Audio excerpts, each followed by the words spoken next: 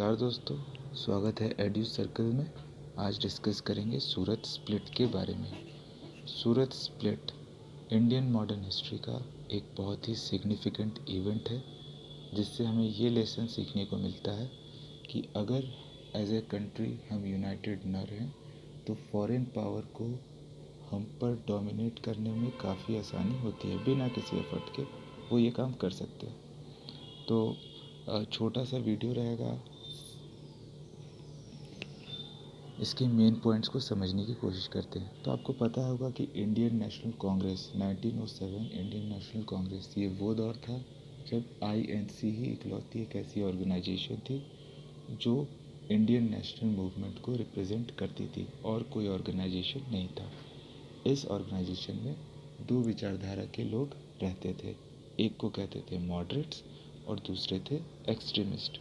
उसमें भी मॉडरेट्स का डोमिनेशन ज़्यादा था। तो इसकी शुरुआत ऐसे हुई कि हमें चाहिए था सेल्फ रूल, यानी कि स्वराज।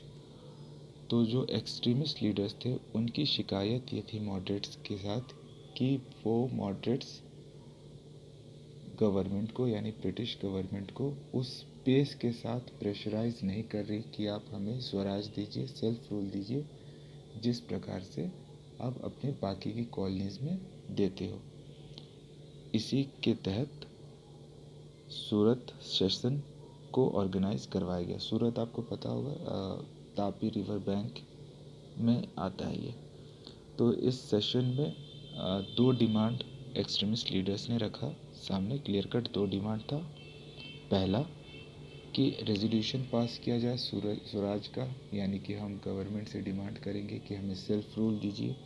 और दूसरा, लाला लाजपत राय जो है, लाला लाजपत राय, उन्हें इंडियन नेशनल कांग्रेस का प्रेसिडेंट बना दिया जाए। लाला लाजपत राय वो एक्सट्रीमिस्ट लीडर थे।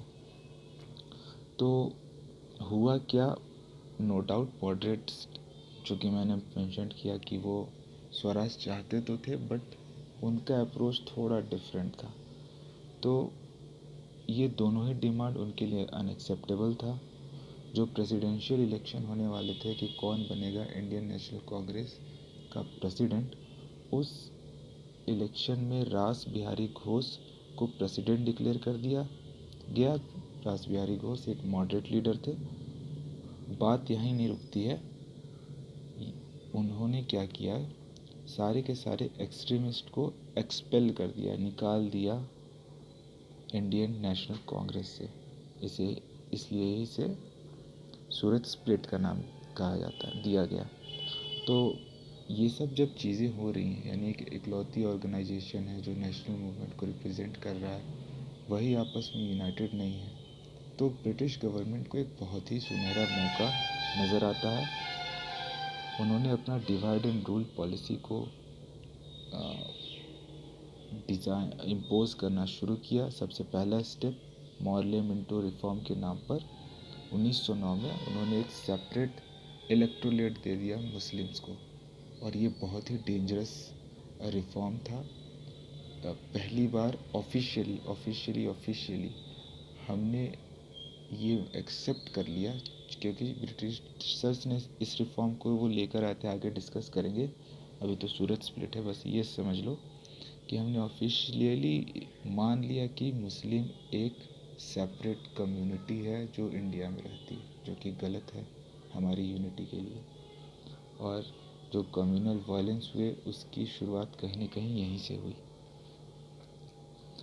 इसके बाद ब्रिटिशर्स ने नेशनलिज़म को प्रीच करना एक ऑफेंस मान लिया और बहुत से उन्होंने एक्शंस लिए। जैसे कि जो टॉप 3 लीडर्स थे एक्सट्रीमिस्ट के, बाल गंगाधर तिलक, उन्हें 6 साल की कारावास की सज़ा मिल गई। लाला लाजपत राय को पंजाब छोड़कर जाना पड़ा, और बिपिन चंद्र पाल को के ऊपर इतना प्रेशर आया कि वो मॉडरेट्स बन गए। तो सूरत सेशन ओवरऑल इंडिया के लिए एक फेलियर था। हमने बहुत कुछ खोया सूरत सेशन में, और ब्रिटिशर्स के लिए एक सक्सेस था।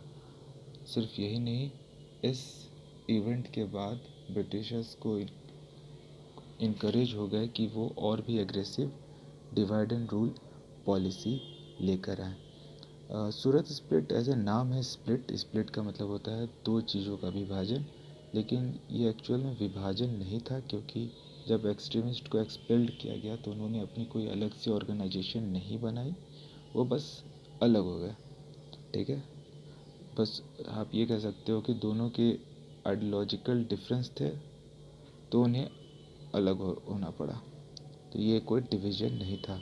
बाद में हम देखेंगे कि लखनऊ सेशन जो 1916 में हुआ था, तो एक्सट्रीमिस्ट वापस इंडियन नेशनल कांग्रेस को ज्वाइन कर लिए थे, तो वो चीज़ भी देखेंगे। तो बस यही है फ्रेंड्स, सूरत स्प्लिट छोटा सा वीडियो है, बड़ी वीडियो से कन्फ्यूजन हो सकता है, सिलेबस काफ़ी वास्ट है, तो मैं कोशिश करूँगा छोटी छोटी वीडियोस ही अपलोड करूँ और आपको साथ आपको ज़्यादा कुछ सीखने को मिले। और हाँ, एक चीज़ और, कुछ इम्पोर्टेंट क्वेश्चंस जो फिल्म से पूछा जा सकता है कि जैसे सूरत कहाँ पर है, तो तापी रिवर बैंक, या फिर सूरत सेशन में कौन प्रेसिडेंट चुने गए तो वो थे रास बिहारी घोष। इन सब चीज़ों को आप थोड़ा सा ध्यान देना। ये भी हो सकता है कि जो टॉप 3 के लीडर्स थे उन पर क्या एक्शन लिया गया आफ्टर सूरत सेशन। तो बाल गंगाधर तिलक सर को 6 साल की कारावास, लाला लाजपत राय को पंजाब छोड़ना पड़ा और बिपिन चंद्र पाल को मॉडरेट्स बनना पड़ा। तो बस आई होप आपको कुछ सीखने को मिला होगा। Thank you.